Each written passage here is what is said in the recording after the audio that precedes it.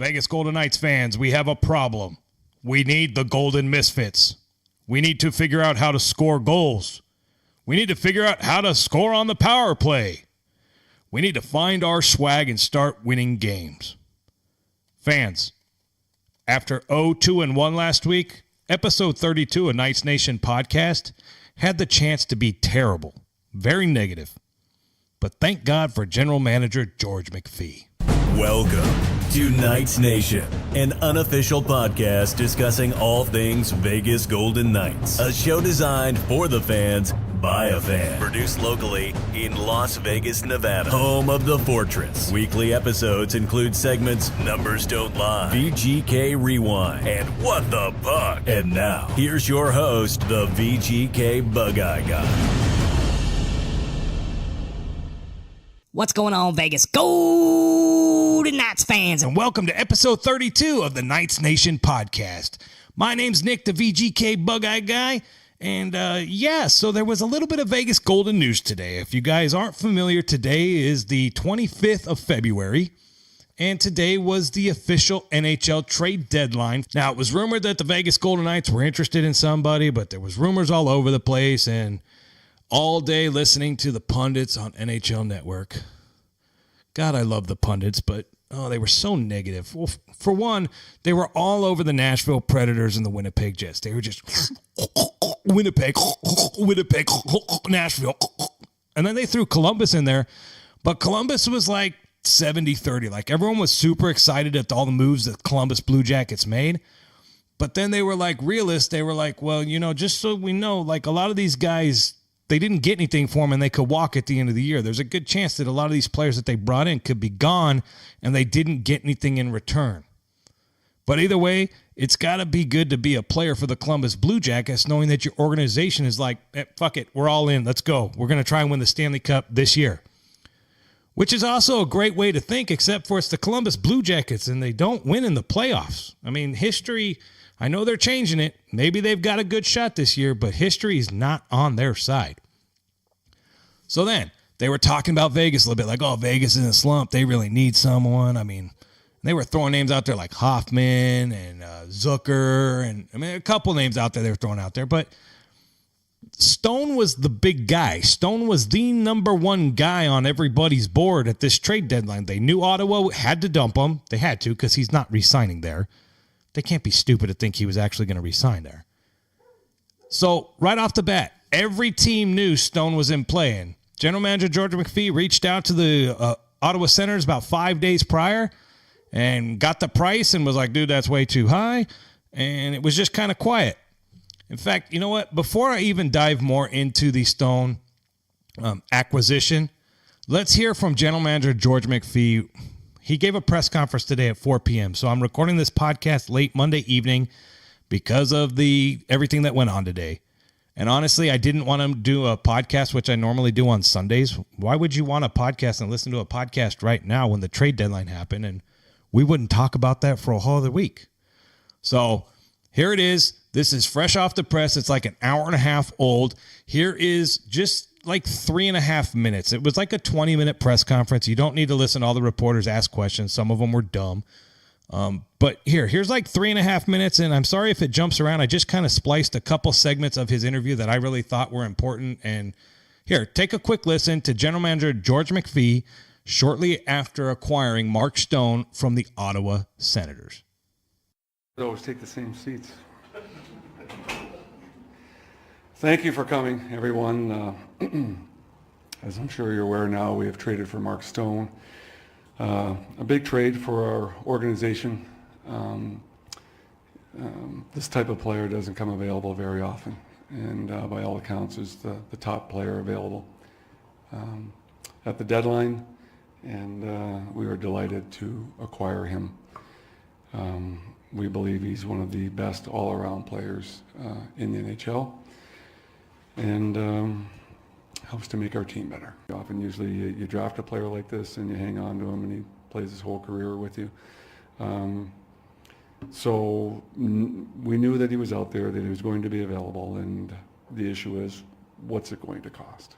And the price was right for us. George, Joe Payne, Las Vegas advisor. I know you said in the past you don't like giving away prospects, but with the Pacific Division and the West, so to speak, being a big, heavy conference, did Brandstrom's size make it a little bit easier to make him part of the deal?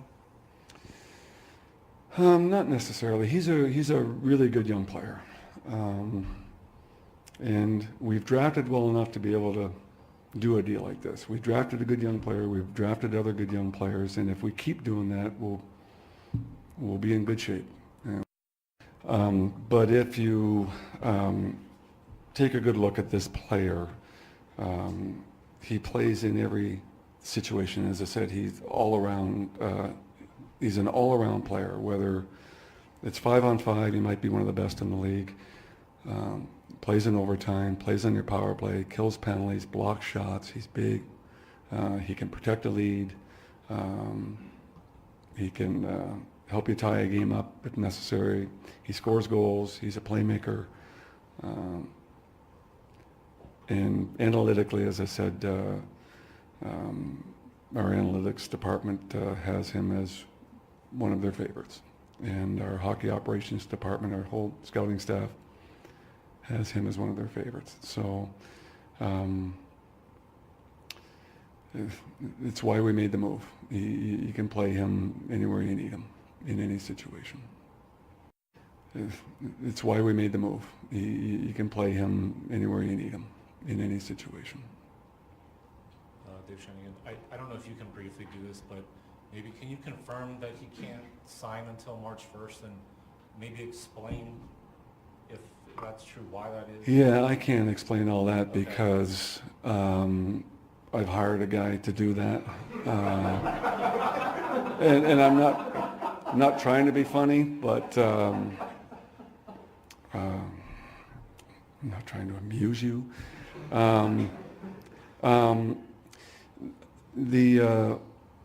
I have to sort of stay above the fray sometimes and be able to just try and do these things. And when it comes to cap stuff, and I used to do that job, so I know how it all works. But I need someone else looking after that while I'm focused on things sort of globally. And so I let our guys, they'll tell me what's going on, but I focus on trying to do the hockey deal, what's right for this hockey club and our fan base, and everything else is noise. So when you hear from general manager George McPhee that this player coming in is a 200-foot player, he's an all-around solid player, one of the best in the NHL, he even said, it's got to make you feel pretty good as a Vegas Golden Knights fan. And I know you guys are going, but we had to give up Eric Brandstrom now. Eric Brandstrom was our first-round pick in our first season, 12th overall, I think. It was Glass, Suzuki, and Brandstrom. Brandstrom's been tearing it up. Brandstrom's 5'10", playing in the AHL. He's a little guy considering we play in the Pacific and the Western Conference. But either way, highly skilled defenseman. I've watched him play for Chicago Wolves. He's an exciting player. I watched him in the juniors. Exciting player. It sucks to see him go. But we got Mark Stone. A lot of you new Vegas Golden Knights fans, I take that back. A lot of you new hockey fans, you don't understand the caliber player we're getting. He immediately is the highest scoring player on our team by a lot. And I know you're thinking, well, we gave up a lot. Honestly, we gave up Eric Brandstrom and we traded him Oscar Lindberg. And we gave him a second-round pick. Now, here's the catch. The Eric Brandstrom pick came from the Columbus Blue Jackets in exchange for us taking William Karlsson and Mikhail Grabovski. Sorry if I pronounced that name wrong. He's been out of the league a while.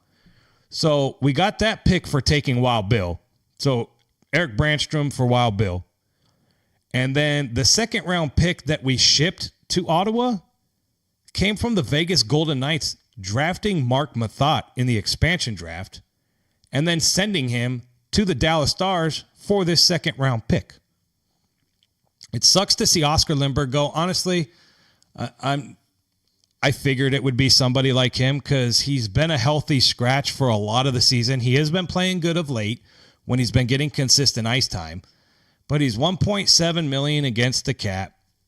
And it really sucks. If what I read on Twitter is true, that while Bill was at practice and he came in and they had, of course, the NHL Network on in the room, he came in and saw the trade and saw that Lindbergh got traded and Lindbergh was still on the ice at practice. And I believe it was Wild Bill that went out and told him. Now, I don't know why the team didn't immediately flag him, pull him off the ice. I figure that's usually how it goes. Then again, this all happened right at the end of practice, and this happened right at the end of the deadline. So that kind of sucks. I'm sorry to see Oscar Lindbergh go. Honestly, Stone in the lineup instead of Lindbergh is a no freaking brainer. And, yeah. So this trade, fans, you're going to love him. You're going to love him. I don't know where he's going to fit. You know, watching the NHL Network and their pundits that, you know, spend like 2 minutes a week on the Vegas Golden Knights and aren't really familiar with our lineup, had him going to the first line. And I could see that. I could see Stone playing with Wild Bill and Marchessault. I can see the second line staying Patches, Stasny, and Tuck. Third line, Eakin, Peary, and Riley Smith. And then the fourth line will be Reeves, Belmar, and Pick. Carpenter, Nosek, who else you need in there? That's what I'm thinking is going on. But hey, I'm just the bug eye guy. What's really cool is tomorrow at the Fortress, well, technically, I guess it's going to be tonight if you're listening to this on Tuesday. Tonight at the Fortress, the debut of Mark Stone as a Vegas Golden Knight. And the funny part is my old lady's out of town for work. So my buddy Louie from VGK Coverage gets to come to the game with me, and he gets to see the first ever game of Mark Stone as a Golden Knight. And I am, honestly, I was already excited to go to the game because we haven't had a game since last week, and I'm jonesing a little bit. I need a little hockey in my life. I need a little Fortress in my life. I need a little Section 217 in my life. So, yeah, I'm super pumped up. This trade, doubters, haters, take a step back. I know we signed him long-term. General Manager George McPhee was not going to do a rental, and nor should he. He should not give up Eric Brandstrom for a 2-month rental. Don't worry about the $8 million. Don't worry about the 8 years, $9.5 million. Yeah, it sounds like a lot of money, but hey, the Golden Knights didn't have a player like that. We do now. He's going to make everybody around him that much better. Look at his numbers. Look at Duchesne and Zengel's numbers from up in Ottawa. Those guys played together. Those guys were killing it. He's going to be playing with high-caliber players here in Vegas. No disrespect to our third and fourth line, but he's not going to be playing with, like, Carpenter or Peary. He might play a little bit with Peary, but like Nosek, Carpenter, a Lindbergh-style player. He's not going to be playing with those guys. He's going to be playing in our top 6. He's a top 6 forward. Hell, he's probably a top 3 forward. He is a top 3 forward. I'm pumped up. It's awesome. I love it. I'm glad that General Manager George McPhee, because we're struggling. We've been struggling. It's been tough at the Fortress. It's been tough in the standings. But GM George McPhee's like, hey, you want to get the swagger back? You want to get the Golden Misfits back? You want to get the Golden back in the Misfits? You bring in a high-caliber player like Mark Stone. Because I'm telling you right now, Pacioretty, Stasny, Wild Bill, Marchessault, when they see this trade, they're not worried like, oh, my God, is he going to take my spot? They're like, hell yeah, dude. Our management team is like, hey, Winnipeg's loading up. We need to load up too. And he makes us a better team. And I'm super pumped up for the home stretch, get a good playoff position, and keep striving along. So I'm excited to see Stone tomorrow at the Fortress, and every Vegas Golden Knights fan listening to this podcast should be super pumped up and super excited because our team did good, folks. Our team did really good. In fact, our team surprised a bunch of the pundits, and they almost feel like they kind of stuck it to Dorian because at the last minute he wasn't going to get anything, and we didn't have to give up Cody Glass, our number 1 pick. We didn't have to give up next year's first-round draft pick. They got a pick we got from Dallas. They got Lindbergh, and yeah, they got Brandstrom. But you know what? This was a great deal for the Vegas Golden Knights, and I'm pumped up. I'm excited. All right, so if any of you guys listen to my podcast over the last couple episodes, you guys might have noticed that I've obviously changed the name, changed the format, and I'm going to start doing some contests. Now, you guys are thinking, oh, Bug Eye Guy, what kind of contest? You're going to give away some cheap shit? Yeah, probably. Get you some Golden Knight stickers, maybe some hats when I get them in. Yes, I did order some custom hats. I'm super excited about that. But yeah, I'm going to do giveaways. And I did a giveaway on Facebook. And if you don't follow me at VGK Bug-Eye Guy on Facebook, Twitter, or Instagram, shame on you. But I did a giveaway. Now, the wife and I got together. We had 2 extra tickets to the Boston Bruins game. We had them lined up to sell, and then it fell through. And then we had another couple, and it didn't work out because of work. So instead of selling them on flash sheets, which we could have done and made a little bit of money, I told the Bug-Eye wife, I'm like, babe, why don't we do a giveaway to try and get subscribers to my podcast? Now, to my detriment, we did this last minute, and I only limited it to a 4-hour entry. So a lot of people that work, when they got back off of work, they watch the video and go, dude, I didn't even get a chance to enter. In the future, we're going to do way, way, way more time, especially if we're going to give away tickets. And yes, folks, I am a season ticket holder, and I am proof that you do not have to be an ambulance-chasing lawyer in this town, Las Vegas, to give away free Golden Knights tickets. So the wife and I got together, and we were like, okay, let's come up with a good plan. So we shot a little video, and we were like, this is what we're asking for. We're asking for you to subscribe to the podcast on whatever podcast platform you use. And then we were also asking you to film a video of yourself telling us why you want to come to Section 217 at the Fortress and sit with the Bug-Eye wife and the Bug-Eye guy. We then had specific instructions that you had to go to the VGK Bug-Eye Guy Facebook page, find a post with a specific title. I believe it was Who Wants to Hang with the VGK Bug-Eye Wife and Her Husband. I think that's what it was. You had to submit the video there. We didn't get that many videos, which was good for the people that did submit because they had a 1 out of 8 chance to get 2 free tickets to the Fortress. There was a dad and his kid doing these cool dances, which was kind of funny. There was a lady that was straight up like, no BS, like I'm not cool, I'm not funny, I just want to go to the game, and it would be fun to go with you guys. She was super honest, and she almost won. But there was one gentleman, Matthew, and his wife. Matthew is a WWE fan. Now, the VGK Bug-Eye Guy is a WWE fan. But I go in spurts. I'll watch a lot, and then I don't watch it all, and then WrestleMania I'll watch, and then I don't watch it all. I kind of go in ebbs and flows, but I always kind of keep track. And honestly, my twin daughters, they love WWE, so they keep me up to speed. If I do watch Raw, I'm like, hey, why is this guy fighting this guy? And they're like, no, man, they're not friends no more. And they know it all, so that really helps me.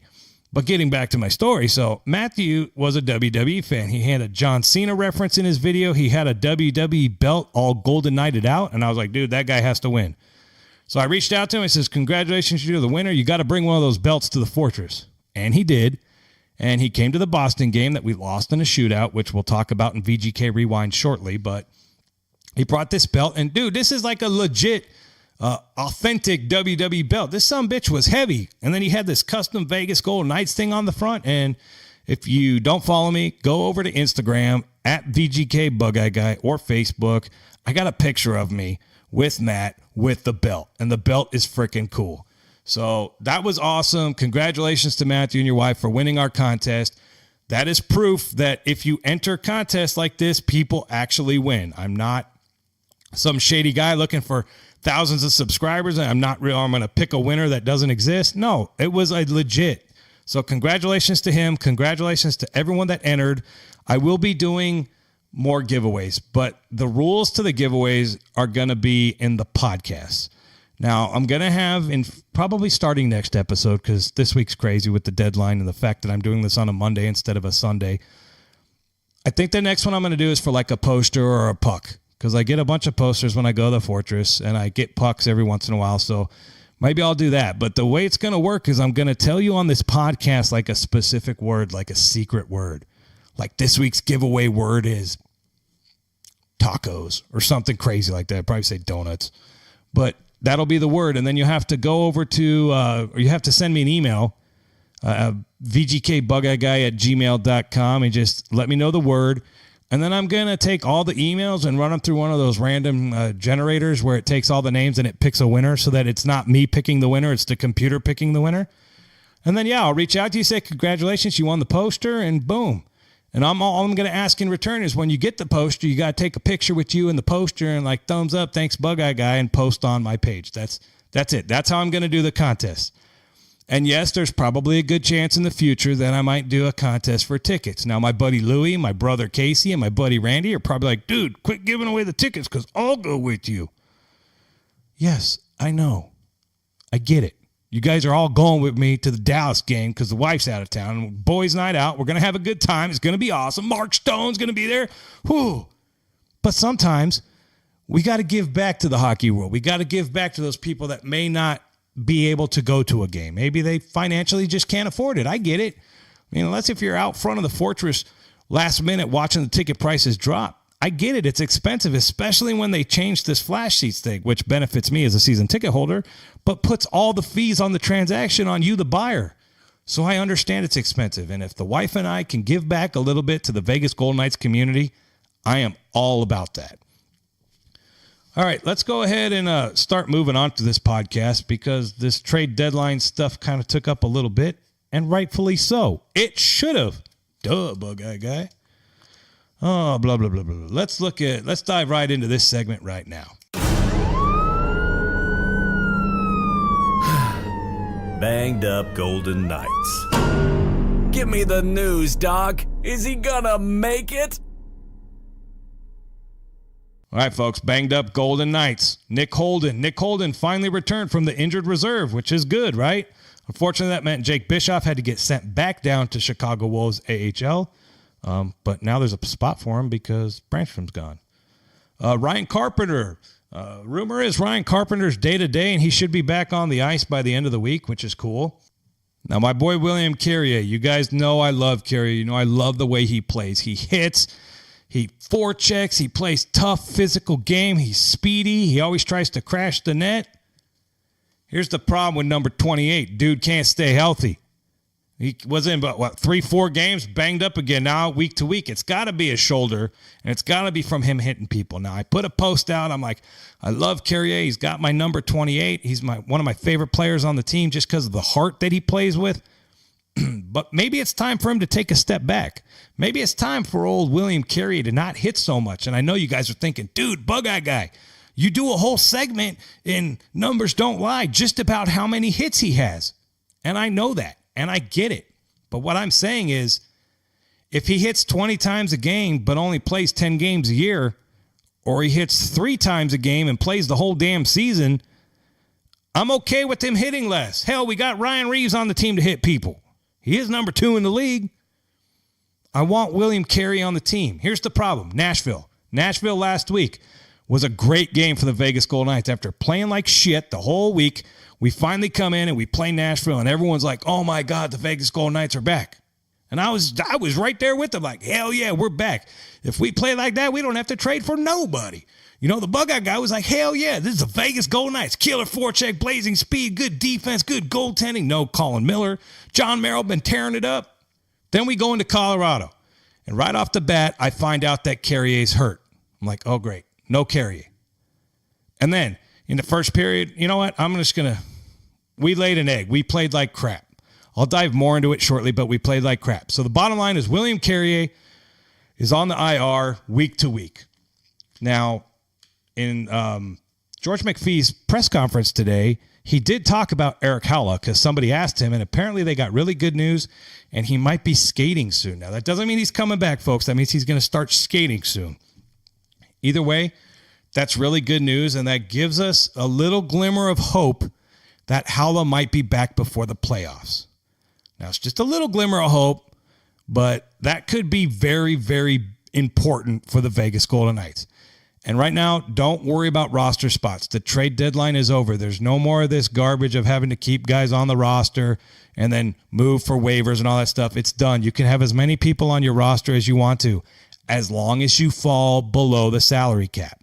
You can't have AHL guys up on your roster because that money now counts to the cap. So as long as you're below the cap and the Vegas Golden Knights are good to go on the cap, we can have players there. So Haula could come back and sit and then play. That's good news. That's exciting news for the Vegas Golden Knights. The only other injury was Cody Eakin. So I'm pretty sure Cody Eakin is the Pierre-Edouard Bellemare from last season. Now, last season, Bellemare, it seems like every high stick, every loose elbow, every puck always hit Bellemare's face. He was always had a black eye. This year, it's Eakin. Eakin took a nasty puck to the face. He left the game, came back in shortly after with the big old puffed up mark, but he got some stitches.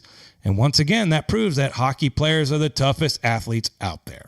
All right, that wraps up Banged Up Golden Knights. Let's dive right into the next segment right now. Random There's a bunch news of from around interesting the stories league. going around the NHL. There's a lot of stuff. But this segment, we're going to keep it simple, stupid. We're just going to go over some of the highlighted trades that I think we should talk about. That what did other teams do? What did our competitors do? What did the Calgary Flames do? What did the Kings do? What did the Sharks do? Let's dive into that right now. Now, there were quite a few trades made today, but a lot of them are honestly AHL for AHL players or a draft pick for a fourth line guy. But some of the important ones, you guys probably woke up, the morning of the trade deadline whenever you're listening to this podcast. Gustav Nyquist was traded from the Detroit Red Wings to the San Jose Sharks. It was just for a draft pick, but that was kind of some news that kind of got the day going. So everyone was all getting fired up. And then later in the day, the Winnipeg Jets made the big news by getting Kevin Hayes from the New York Rangers. And the New York Rangers fire sale, they should have gotten rid of Chris Kreider too, but they got rid of a lot of really good players. So the Winnipeg Jets ended up getting Kevin Hayes, and all of a sudden the pundits are like, Winnipeg, that's what they needed. That was the big name. They were going to get Stone. They couldn't get Stone, so they got Hayes. Well, Mikael Granlund went from the Wild to the Nashville Predators in exchange for D-man Kevin Fiala. That means Nashville had to take on an additional $4.8 million on the salary cap. So that was a good move for the Minnesota Wild. Let's see here. Wayne Simmons, that was also a big name kind of being floated around in Vegas. That didn't really make sense because we have Reeves, but Wayne Simmons ended up going to the Nashville Predators, which means Nashville's trying to bulk up to play the Winnipeg Jets because one of those two teams is probably coming out of the Central Division. Tanner Pearson, former King, went to Pittsburgh earlier this year, is coming back to the division for the Vancouver Canucks. Marcus Johansson, that's who Sinbin thought was going to come to Vegas. Johansson ended up going to the Boston Bruins for a second and a fourth round pick. Now, here's the story on this. If you guys remember last year in the playoffs, Marchand elbowed Johansson and gave him a concussion, knocked him out. It was a dirty hit. He got suspended for it. Now they're teammates. That'll be interesting to talk to each other in the locker room for the first time. Marchand better man up and go do that. Was a dick move on my part, and I apologize, but it's Marchand. He licks people. Who the hell knows? You know what? That's enough. That's enough. You guys have probably been watching all day like I have. I'm kind of over the trade deadline. I've been watching it for 2 days on Twitter, kind of seeing all the rumors out there. And then this morning, as soon as I got to work, Pacific Standard Time, 5:45, working at my desk, I had the NHL Network radio through Sirius XM on my phone, listening to it all day long. All day. I'm kind of over it, but I'm excited. See? You guys can hear it in my voice, right? You're like, dude, Bug Guy, you're kind of rambling because you're kind of all over the place. Dude, it's trade deadline day 2019, and we got Mark Stone, and then we signed him to a freaking 8-year extension. I'm freaking pumped up, and I should be pumped up, and y'all should be pumped up too. Sorry. I apologize for that. I'm super excited. I'm super pumped up, which brings me to a perfect segment to put me in a crappy mood. How about a little... And now, VGK Rewind, a review and recap of last week's games. That's right, folks. VGK Rewind. It means I get to bring you from your highs of Mark Stone trade back to reality where we get to discuss last week's games. Since my last podcast, we played Colorado, lost 0-3. Played the Boston Bruins, we lost 3-2 in a shootout. Played the Winnipeg Jets, we lost 3-6. Not very good, right? Let's dive into the Colorado game real quick. So here's my issue with Colorado. Colorado is we came off the Nashville win. We had a one-game road trip, a quick trip to Denver, play the Avalanche, who've been struggling of late, and then come back home to the Fortress. Well, in the first period, there was this bonehead pass from Merrill to Belmar to Miller, and then Miller kind of fumbled with it, and Belmar and Merrill tried to come help Miller. Yeah, get used to it. It was a bonehead play by Colin Miller. In fact, here's the audio. To the skates. Merrill finally digs it back. And again, active is Tyson Jost. He shoots and scores. Tyson Jost picked the pocket and shoved it home. The Avalanche have a 1-0 lead. And that was good, hard work by this line. Yeah, so we're down 1-0 because of that ridiculous play. And then later in the period, Shea Theodore, I like him. A lot of the national pundits don't give him enough credit. He comes in when he has to. Sometimes he gets burned on the backside, but he hustles and tries to get back. Man, he had a nice shot that hit crossbar side post out. One of those ones that not one post, but two posts. So close. And that's honestly how the whole game went. Puck luck? Not for the Vegas Golden Knights. Another hot goalie? Not really. I mean, it's Varlamov, who's suspect at best sometimes. It's the shot selection. It's the Vegas Golden Knights shooting at, low percentage spots. And Colin Miller's. Now, the defense in this game, of late, I've been very positive because the defense has been played really good. Well, in this Colorado game, not only did Colin Miller have a bad game, unfortunately, Nate Schmidt had a bad game too. And I know some of you are like, oh, Nate Schmidt, how could you be saying anything bad about Nate Schmidt? He's like the greatest, coolest player ever in Vegas Golden Knights history. I'm not saying he's not the greatest, coolest player. I'm saying Nate Schmidt had a bad game. If you ask Nate Schmidt, he's going to tell you he had a bad game. Colin Miller tries to slide to block the puck. Not even close. It was an easy pass, shoot, goal. I mean, honestly, we're down 2-0 to Colorado Avalanche. And Miller has really been in bad positions to cost both goals. And you're probably thinking, Bug, I got you picking on Miller. You're damn right I'm picking on Miller because Miller's played like crap of late. He's been a liability when he pinches and doesn't get back. He finally gets the chance to shoot the puck and he's 10 feet wide or 10 feet over the top of the net. He's been struggling of late. And then the third goal. The third goal, guess what? Miller again. Although this time, Miller tries to knock the puck out with his stick. He misses it. And then the Colorado guy, hold on. Matt Calvert's his name. He knocks the puck with his glove, punches it towards the net, and then apparently the NHL officials, and honestly, there was kind of one camera angle that maybe looked like it. He punched it from his glove towards the net, but it happened to barely graze off the shaft of his stick. I said shaft. And went in the net. Subban immediately was like, dude, the guy punched it in. The guy punched it in. They ended up looking at it. It was under review. Black puck, black gloves, black stick. They counted it as a goal. We ended up losing 3-0. Now, Turk was not super negative following the game. In fact, this is what Coach Gallant had to say after the 3-0 loss to the Colorado Avalanche. Get your thoughts on the game first, Turk. Well, lots of chances, Gary. Just couldn't put the puck in the back of the net. I think it was one of those 6-5 hockey games, and it ended up being 3-0 for them. So I thought both goaltenders were outstanding, and I know Subi gave us a chance to hang around in there, but Varlamov made a lot of big saves, too. Your guys did talk a little bit about puck luck. They didn't think their effort was as good as it was against Nashville, but they did think that the puck luck was a factor. Yeah, definitely. I mean, our effort wasn't as good, obviously, but I still thought we played a pretty good game, and we give them too many chances for a team like, they got some pretty talented players over there. But again, when we do the scoring chances, the difference was their goalie was outstanding and ours was real good. So, how happy are you about the fact that you've been able to go to Malcolm 2 in a row and he's given you a real solid performance? It's good for him. It's great for his confidence, great for our team's confidence, but it's disappointing that we lost tonight and didn't get nothing for it because Malcolm played another real good game. How disappointing was it to not be able to capitalize on what happened the other night, all the positive plays, the momentum you had? Well, not much you can do. We played a pretty good game tonight. Like I said, it was a 3-0 game, but it really should have been a 6-5 game. The goalies were excellent. We had 40 shots on net, so like I said, sometimes it's out of your control. We played a good game, I thought. Now, this game, Subban played in net, which was cool because it was back-to-back games for Subban, and it actually gave Marc-Andre Fleury a little bit of a break. The fans don't like when Fleury gets a break. The fans don't understand hockey. They don't understand that you can't play your starting goalie every single game. It's a long-ass season, especially if you plan on going deep into the playoffs like we did. You need two goalies. Subban played great against Nashville. Subban played really, really good against the Colorado Avalanche. The problem is his D let him down, and we did not score any goals. Here's what Malcolm Subban had to say following the loss to the Colorado Avalanche. Not the result you want, but it is the second start in a row for you, and you were real good against Nashville, and you were really solid again tonight. How do you feel about your game? I feel it's been pretty good. Obviously, not good enough tonight. Obviously, you got to do what you got to do to get wins, and the other guy was perfect, so that's what it took tonight. And just correct stuff and just look forward.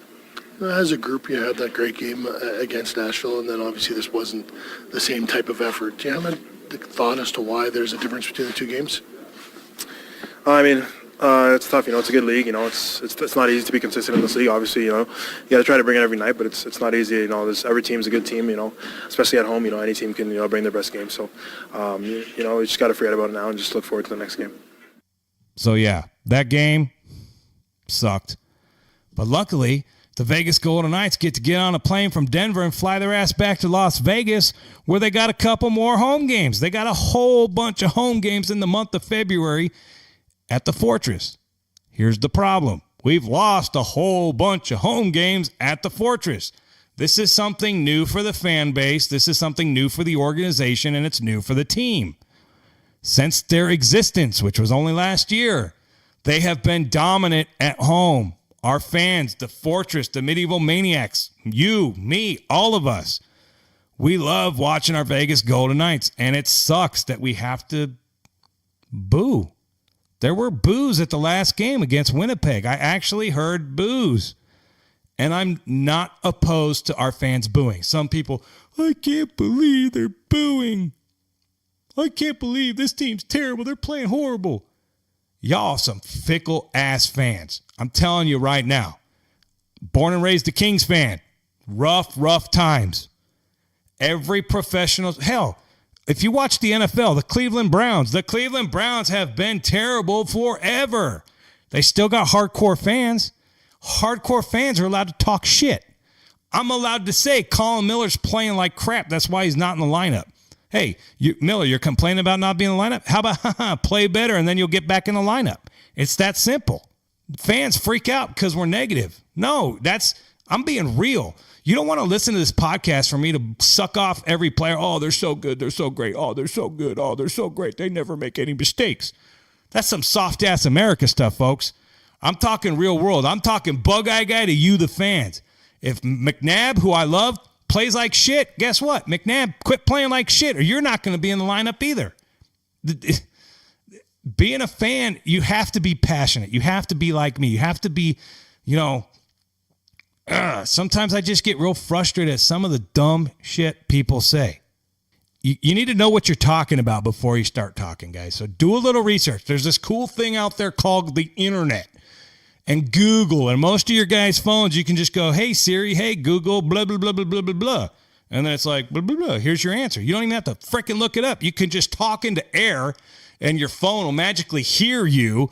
And then it'll research and find the information. And then it'll tell you the information. Do a little research, fans. Come on. You guys should already have Googled Mark Stone. You should have already looked and seen what his stats are and go, oh, this is a really good player. You shouldn't be posting dumb shit like McPhee doesn't know what he's doing, blah, blah, blah. He knows exactly what he's doing. He's knowing, look, I've got a chance to get an all-star player.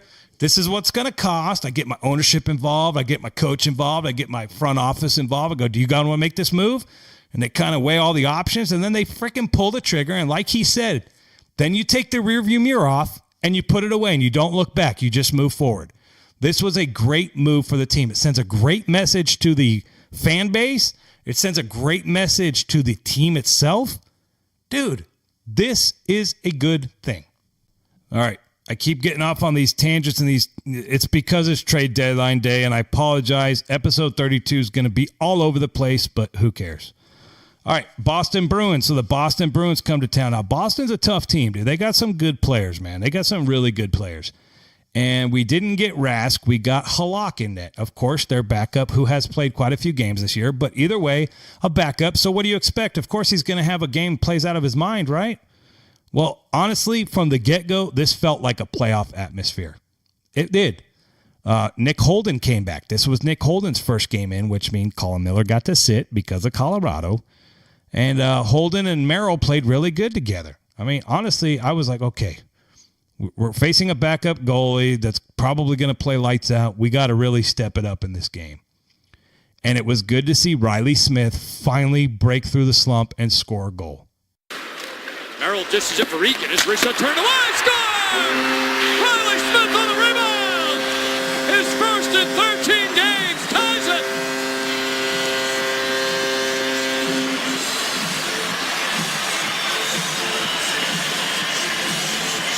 Now, Nate Schmidt also scored a goal in this game, and it was a beautiful pass from Karlsson. And this was all Nate Schmidt. I'm sure you guys have already seen the highlights of this goal. I'm going to play the audio here shortly, but this is pretty much Karlsson dipping to Schmidt, coming into the zone fast, and he literally, it's 1-on-5, and he scores the goal. Take a quick listen. Nate Schmidt darting in towards the net and scores!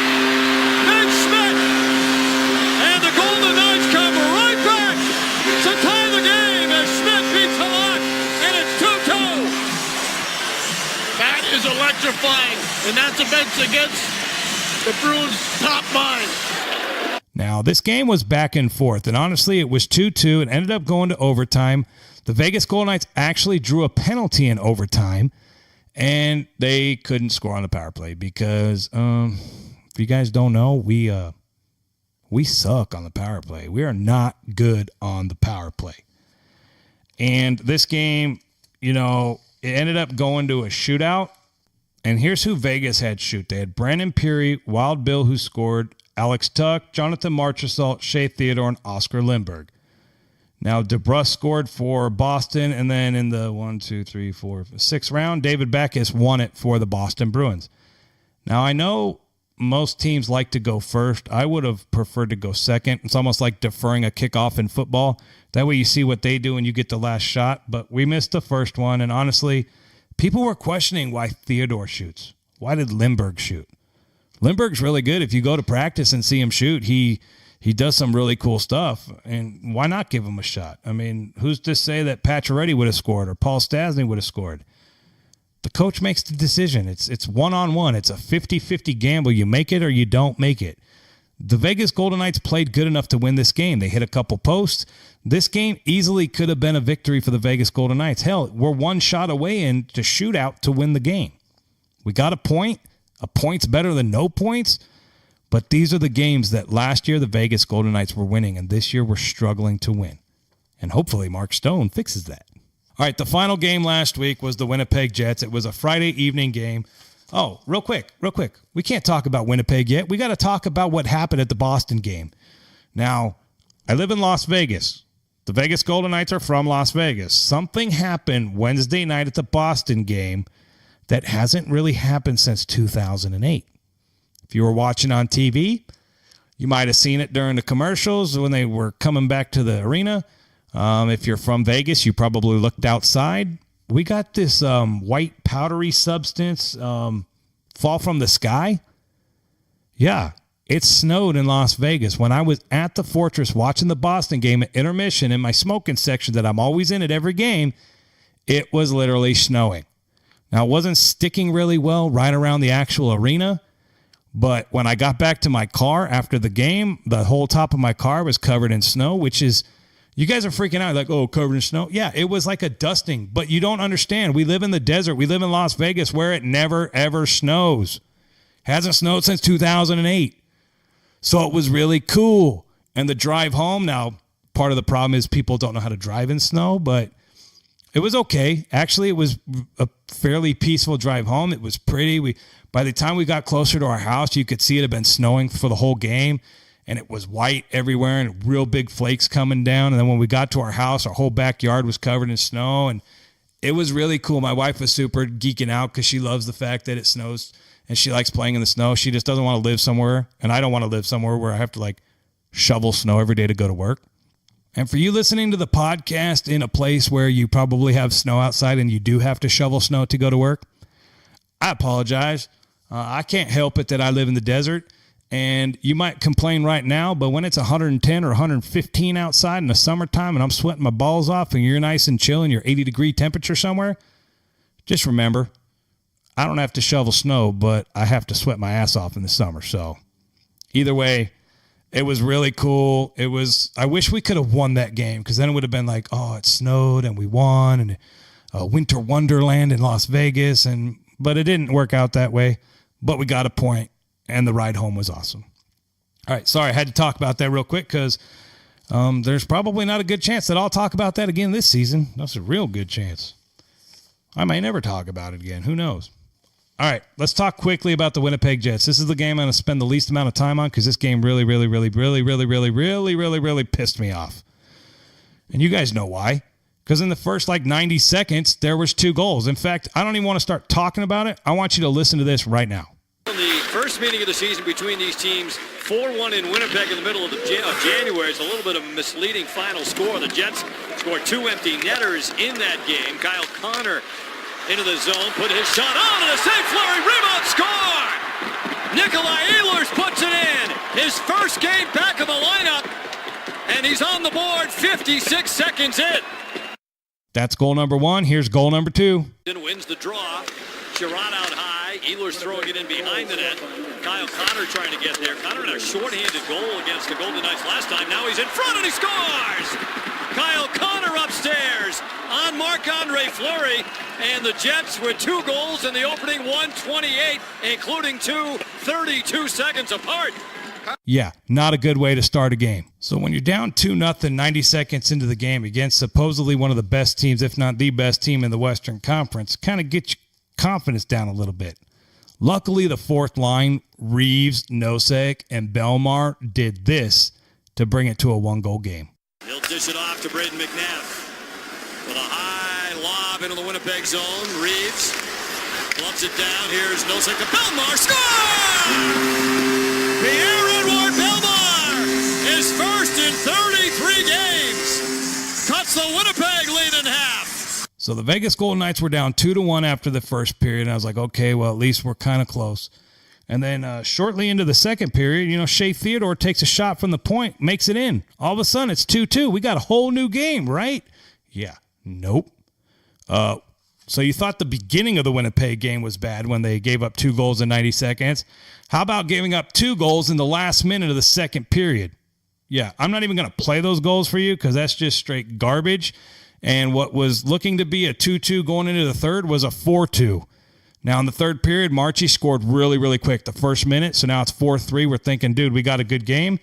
Nope. Ends up being 6-3. We lose. Was not a good game.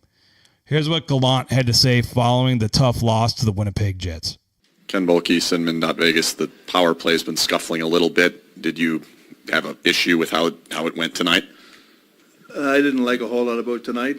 Yeah, the power play, they had maybe 2 decent chances and 3 opportunities. That's about it. So it's not good enough, but it's a lot more than the power play. Jesse Granger with The Athletic. A few guys mentioned that they're just not feeling like they have the swagger that they normally do. Is there something you can do as a coach to bring that back, or is that something that they have to do within themselves? Well, I hope as a hockey player, you find it and you look in the mirror and say, I got to do better than I done. And recently, we got to find the misfits again because I don't see them lately. I don't like what I'm seeing. I don't like our game. We play a good game here and there, and we find a way to lose. Tonight we played a bad overall game. We made some stupid penalties at bad times. We battled back. We gave up 2 goals in the first minute and a half in the first period. Battled back from that, and then we take some dumb penalties that just hurt our hockey team. So there was a lot that I didn't like tonight, obviously. Chris Chapman, Fox Sports Radio. Obviously, one of them is a 5-on-3, but Patrick Laine, 2 power play goals, basically from the same spot. What makes it so difficult for him on the power play? Well, he's got a great shot, and he's like Ovechkin over there. And I guess lately for us, we seem to wake up the teams that are struggling coming in here. A lot of teams have been coming in here struggling, besides Boston, and they find a way, and then they seem to peel off 5 or 6 games after us. So they got beat 7-1 in their last game, and they were hungry tonight, and it looked like they wanted the game, and we didn't. Coach Willie Ramirez with the Associated Press. On that 5-3, it seemed like that might have been the dagger, but there was a delay, and then they came over and spoke. What exactly was the delay? Did they explain to the coaches? That was nothing. The clock wasn't working. There was 5 seconds that's supposed to come off. It didn't come off, so it took them 2 minutes to put it back. Coach John Castanino, UNLV. You mentioned the start of the game, clearly the 2 quick goals in 90 seconds or so, but can you touch on the end of the second period where you guys were just about to head in there 2-2, and then all of a sudden... Well, it was 2-2. We get a penalty 200 feet from from our goal. They get a power play goal. Then, again, the fourth goal was pretty lucky. They throw it at the net, goes around a couple legs, and their guy bats it in. But still, he shouldn't have his stick on the ice to be able to bat it in. We got to do better coverage than that late in the period and got to play harder. That's the bottom line. We give them some soft goals, and we got to play harder. This Winnipeg game really pissed me off because the penalties. Stupid penalty against Pacioretty and then McNabb cost us a 5-on-3. And then, of course, they have Laine sitting there in the Ovechkin spot, which if any opposing team people listen, just do the Ovechkin play against the Golden Knights because we can't seem to figure out how to cover the person on the backside. It always happens. And I don't understand why we as Vegas Golden Knights can't do the Ovechkin play. Do we not have someone that can sit over there and just wait? The problem is we do. We just can't get the passes over there. I hate that play. And it happens all the time against us. Here's what Marchie had to say. And Marchie was a little upset. Like the team has lost their swag. There's something wrong. They got to do something, which Mark Stone's going to fix that. But either way, at the time of this game, they didn't know that. Here's what Marchie had to say following a tough home loss against the Winnipeg Jets. Yeah, I mean, we have the bodies. We're a better team than last year. Yeah, I mean, we have the bodies. We're a better team than last year. Just we're not prepared every game. We don't play 60 minutes and we don't work hard. How do you solve that? There's no like secret to it. It's just do your job, work well, and be there for each other. And we're not doing that right now. Do you know why you're not doing it? Nope. I mean, it starts with a guy like me. I'm not doing it, so if it doesn't start from the top, don't expect everybody to do it too. I mean, everybody needs to look themselves in the mirror, and we got to do what we do best. Belly mentioned the confidence level. Is the confidence level of this team right now down? Well, I mean, it's not a question of definitely confidence. It's a question of just we don't have the best skills in the league here. We're hardworking players, and that's it. If we don't do that, we won't have the success that we're supposed to have, and we just have to work for each other. And as a whole, the team didn't play that bad. It just right off the beginning, falling down 0-2 is kind of what, is that what you guys saw? Or for the most of the part of the rest of the game, you guys played pretty even. Yeah, I mean, beginning of the first minute of the first period, last minute of the second period too, it's goals that we could have just been mentally ready, and we could have definitely not let those in. It's just we need to be there for each other and work hard and be ready mentally, and we weren't. Thank you, John. And since they asked Marchie about what Belly said, here's what Pierre-Edouard Bellemare, who had a great goal in this game, had to say following the tough loss to the Winnipeg Jets. Obviously not a great start, and then a little bit of a pushback, and then they're able to push ahead again. Yeah, too many ups and downs. The ups were not that high, and the downs were too low. So it's a bad recipe. Consistency has been an issue of late. Yeah. What do you do about it? Just go back to the group. Tighten the group. Once again, look at yourself in the mirror and get the swag back. We've heard you say that's been kind of a theme we've heard from your group of late. Is there more to this, or is it just a bit of a slide? No, I think obviously when you go into a tough part like this, you're down. The confidence obviously is not as good as it could be, and so you maybe start doubting yourself in some place. We're a strong group when we are 100% on every play, and it's just come naturally. As soon as we start doubting ourselves, then we're just as bad as any other team. So yeah, I'm telling you guys right now, if you would have listened to this VGK Rewind section and the Vegas Golden Knights had not traded for Mark Stone, this would have been a negative podcast. I would have spent way more time on this section. I would have gone into all the bonehead stupid things that we've been doing. But I don't have to worry about that. Because as GM George McPhee said, you got to take the rearview mirror off and look forward and don't look back. And I'm not looking back. That's post-Stone Age. You like that? Hashtag Stone Age. My buddy David said we should use the hashtag Stone Age because Stone's here. It's a new age. It's a new era in Vegas. Hashtag Stone Age, man. It's a new time. I'm excited. All right, what do we got next? What about... What's on tap? A ridiculously fast preview of next week's Vegas Golden Knights games. Yep. What's on tap? This section is what I really, really like in the podcast because I don't have to spend a lot of time on it. And I think this gives you some insight to what's to come for next week. So Tuesday, tomorrow, tonight, depending when you listen to this, yesterday, Tuesday, the 26th of February, the Vegas Golden Knights take on the Dallas Stars. Now, the Dallas Stars made a trade 2 days ago. They traded for Matt Zuccarello. Now, I love Matt Zuccarello. He plays a lot like Jonathan Marchessault. He was a New York Ranger, was traded to the Dallas Stars. When I saw what they traded for him, it was like a second and a fourth round pick. I'm like, dude, why didn't GM George McPhee get this guy? Because I love him. He is a little fireball, a little ball of energy. His first game for the Dallas Stars against the Chicago Blackhawks, He gets a goal and assist and then breaks his arm or hand and is out 4 weeks. So that is super bad luck for the Dallas Stars. But for the Vegas Golden Knights, guess what? VGK is 1-0 against Dallas this season. They beat him at the Fortress 4-2 on December 9th. And newly traded Matt Zuccarello is not going to be in the lineup. The Dallas Stars have a record of 30-26-5, and in their last 10 games, they're 4-5-1, so they're about 500. Now, there will probably be some Stars fans in the arena, and they do yell out Stars during the national anthem, kind of like we yell out Knights, so don't be surprised if you hear that. But that should be a tough game. But at least they don't have Matt Zuccarello. Then on Thursday, the Florida Panthers, Turk and Marchie and Riley Smith's old team are heading to the Fortress. Now, Florida beat the Vegas Golden Knights in their only meeting on February 2nd. You guys remember that one on that road trip where we lost to Carolina, then we lost to Florida, then we beat Tampa Bay and Detroit? Yeah, so when we played them on February 2nd, we lost 3-1. Florida has been active in the trade market, but they did end up keeping Mike Hoffman. They're 6-4 in their last 10 games, so they're playing pretty good, and they're actually fighting for a playoff spot in the Atlantic Division. It's going to be tough for them, but hey, they got Roberto Luongo. He can have a monster game or he can have a terrible game. He's played like 1,000 NHL games. He's a good goalie. Honestly, I'm not afraid of Luongo because we got Stone and Patches and Stasny and Carlson and Marchie and Smith and Tuck and Eakin. Don't worry. I ain't worried about you, Mr. Luongo. I'll see you at the Fortress Thursday. Now, Friday, the Vegas Golden Knights head on down to the Anaheim Ducks. Vegas is actually 3-0 against the Ducks this season, with the last win coming on January 4th. Since the last meeting, the Ducks have fired their coach. They've traded a bunch of players. They're still old. They're still slow, and they have a record of 24-29-9. They're 7th in the Pacific.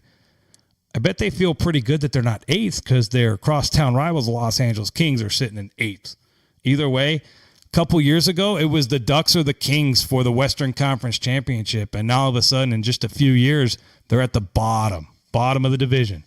It's what happens when you pay old guys too much money and then they get old and slow, and teams around you get young, cheaper, and faster. All right, Sunday, the Vancouver Canucks come to town. Now, here's the deal with the Sunday game. The Sunday game, the Bug-Eye guy's going to go. This is the first time since 2008 that the VGK Bug-Eye guy has not gone to the spring NASCAR race at Las Vegas Motor Speedway. I'm too into the Golden Knights right now. I don't want to sit out in the hot grandstands. I got to find a sitter for my kids. It's just, we're going to the Vegas Golden Knights games. I sold my tickets to NASCAR. I will go to NASCAR in the fall in September because it's a night race, and I'm super excited about that because in September it's still hot in Vegas, and I don't want to sit in the grandstands in the sun and sweat my balls away. So I'm not going. I will be at the Vancouver game. Vancouver and Vegas, they're 1-1 this season. Last meeting was November 29th. And Vancouver has a lot of young talent. They got Brock Besser, Bro Horvat, Elias Peterson, all got over 20 goals this season. And they've been riding Jacob Markstrom, kind of like the Vegas Golden Knights have been running Fleury, playing him a bunch of games. They just traded for Tanner Pearson.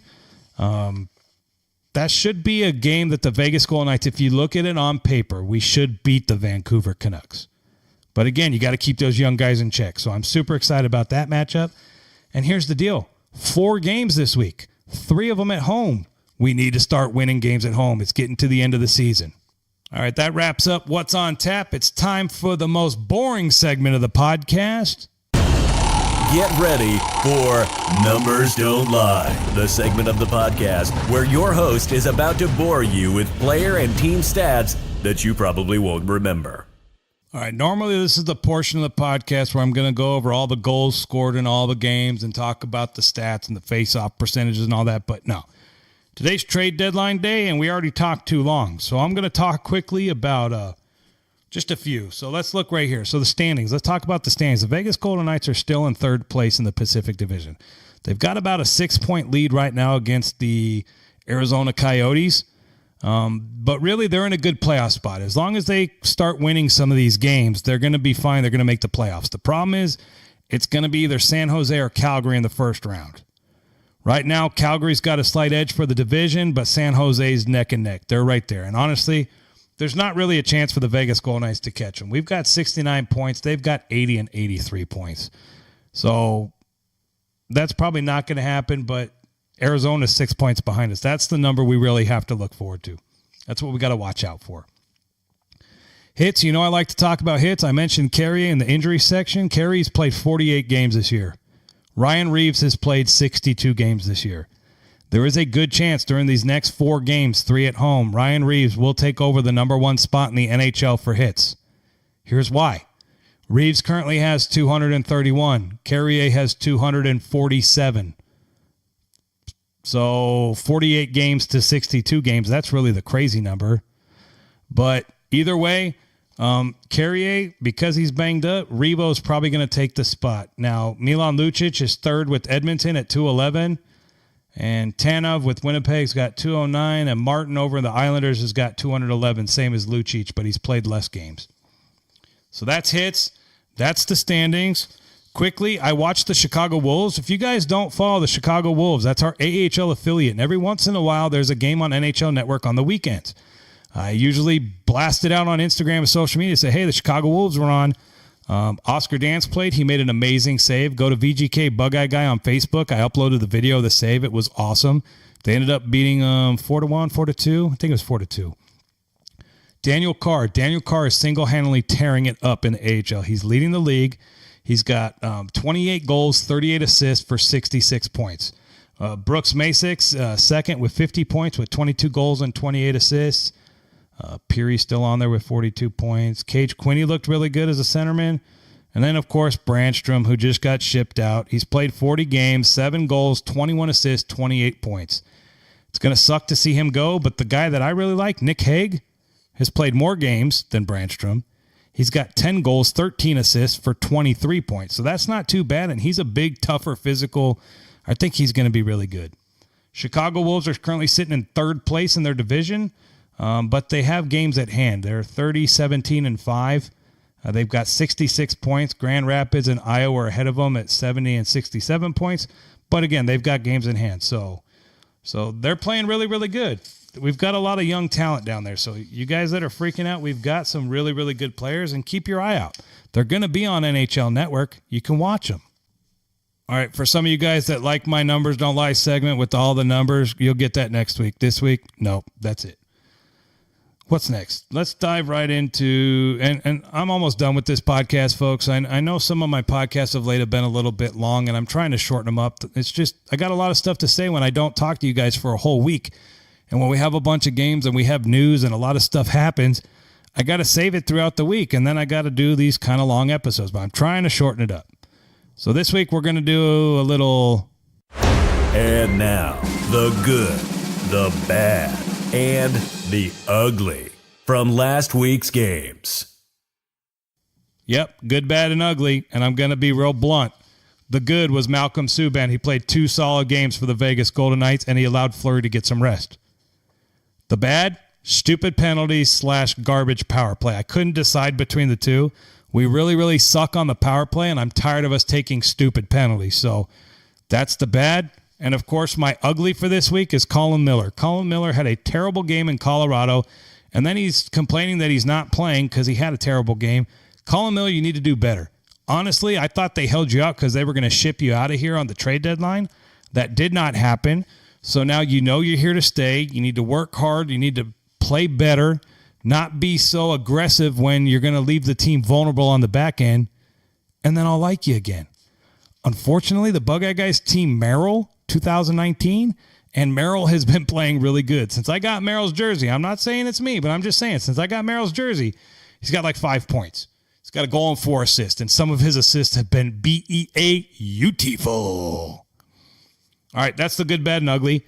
Now, I have a segment called Funny Blink, Fans Don't Say, but I'm not doing that this week because this podcast is going too long. And kind of just going over my notes here real quick, making sure I didn't forget anything. Yeah, I didn't. So what about we end the podcast with a little...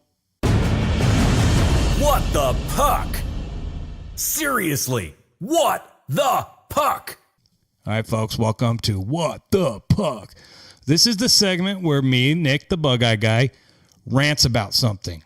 Now, it's sometimes hockey-related. Most of the time, it's not hockey-related. In this specific instance, this week's rant is not hockey-related. But I know a lot of you hockey fans are going to understand where I'm going with this. I talked earlier about the Vegas Golden Knights. It's snowing at the Boston game. I told you earlier that it was the first time we've gotten snow in Vegas since 2008. Like, my park by my house was literally all white, perfect for the kids to play, right? Well, it snowed Wednesday night into Thursday. Our school district out here put out a tweet at 5 o'clock that school was open on Thursday and for everyone to go. I get it. What's like 5 or 6 inches of snow for a lot of you people that get 5 or 6 feet of snow? But for Vegas, this is very unique. About half the kids went to school. The other half, I know parents kept them out because you don't get to see snow every day. But here's my rant. My rant is not that the school opened even though it snowed like 5 inches. My rant is school opened on Thursday. They put out a blast to all the parents that school be open. Then about 10:30, 11 o'clock, they send out a mass message to all the parents. No after school programs, everything shutting down at 4 o'clock. Figure it out, get your kids. Well, people made plans that school is open, so they're going to go to work, and now they're in the middle of work, and they got to scramble to figure out how they're supposed to get back and get their kids. They even canceled all the after-school daycare and stuff, so they put the parents in a bad spot. Now, that's not what really pissed me off. What really pissed me off is later that night, this is now Thursday evening, they send out another mass message that school be closed on Friday due to what they termed icy, unsafe road conditions for the buses the next day.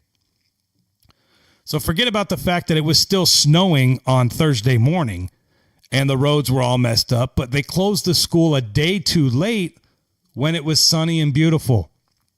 By 8 o'clock Friday morning, it was beautiful outside. There was no ice on the roads. There was hardly any snow left because it all melted off from the day prior when the kids should have been out of school. If you were going to choose to close a day, it should have been Thursday when it was actually snowing outside and Vegas people that live here in the desert aren't used to. But no, you make those kids go to school and then you give the next day off. That has to be made up later in the year. So you know what? They better pick one of those staff development BS days that they do and make it up then. And I know some of you guys are listening to me going, Bug-Egg Guy, 5 inches of snow and you wanted them to cancel school? Yeah. When you get 5 inches of snow every 11 years, yes, they should.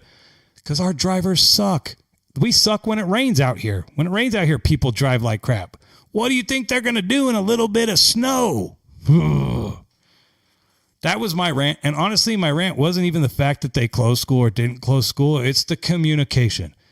In today's age, communication needs to get better. It seems like everybody's afraid to make a decision. Like they don't want to be the one responsible to pull the trigger. Because honestly, if they close school on Thursday and let all the kids stay home and play in the snow, there'd be a bunch of people complaining, why'd you close school? Blah, blah, blah.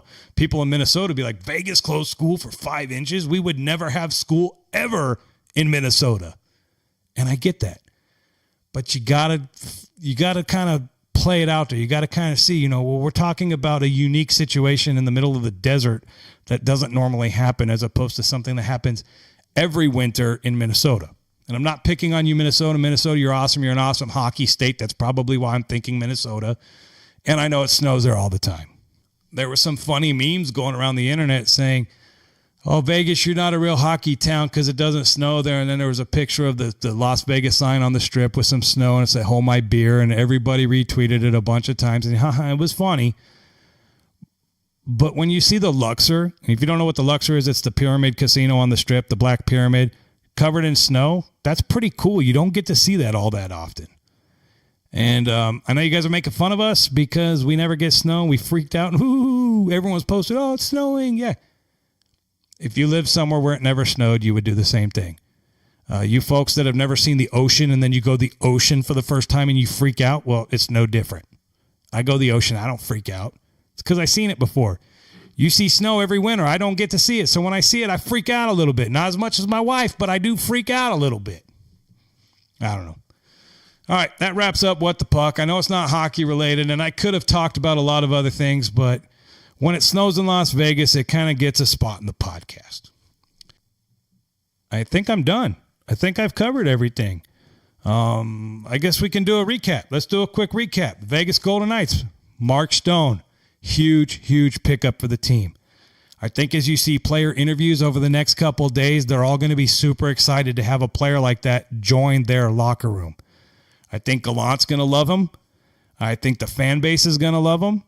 I think he's going to help us. He's definitely going to help us on the power play. I think he's going to really, maybe he's the missing link. Maybe he's the spark, not to bring the Misfits back in the Golden Misfits, because I know that's kind of what they were talking about, but what they're really asking for is that swagger, that attitude, that chip on the shoulder that they played with last year, that everyone's counting us down, but don't worry about it because we got this.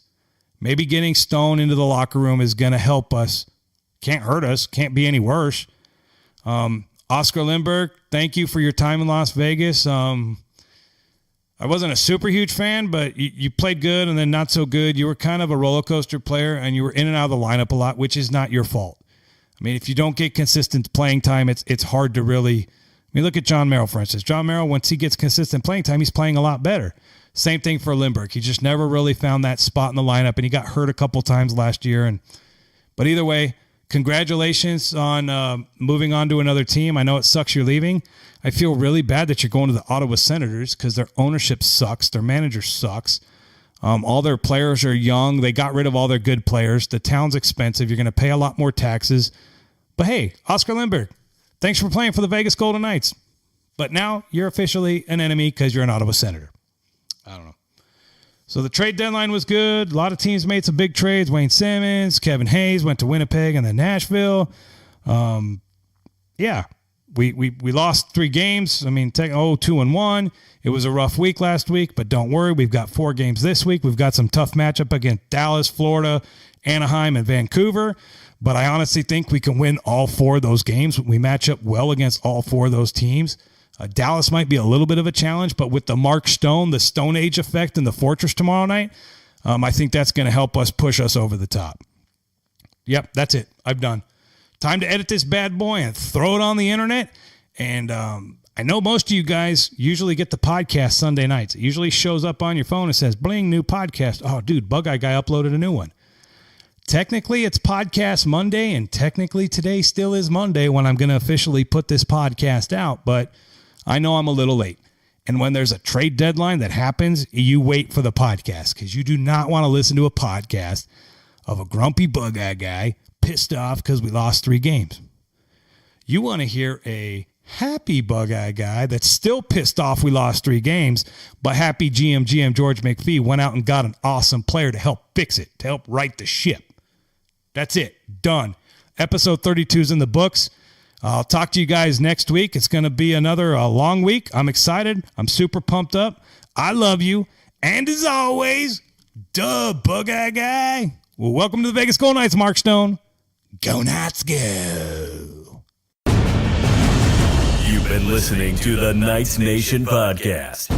For a full recap of this podcast or to listen to past episodes, visit knightsnation.vegas. Your host, the VGK Bug-Eye Guy, is available on Instagram, Twitter, YouTube, and Facebook at VGK Bug-Eye Guy and at Knights Nation LV.